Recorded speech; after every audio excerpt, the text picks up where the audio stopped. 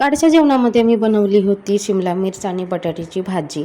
सकाळची कामं झाली सगळी आणि नंतर मी स्वयंपाक केला, कारण ना आता रुद्रांसला सुट्टी आहे शाळेला, तर स्वयंपाकाची काही एवढी घाई गडबड नसते।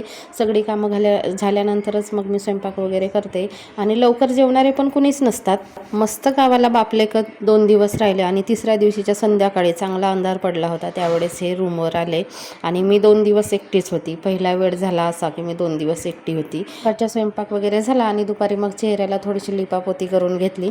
आणि ही हळद आहे ना, ही प्युअर ऑर्गॅनिक आहे आणि आपली घरगुती आहे, अजिबात खतांचा वगैरे काही वापर नाही।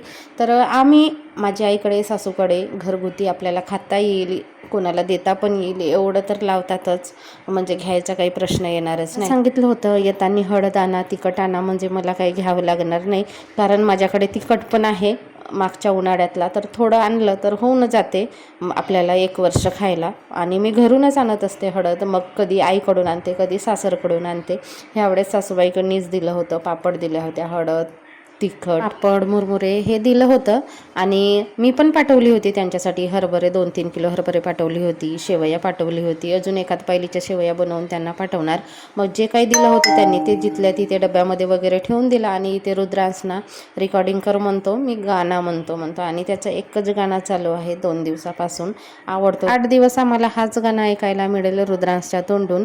आणि आमचे लवबर्ड सकाळी बाहेर असतात, 9:30 वाजले की आत घेऊन येते असं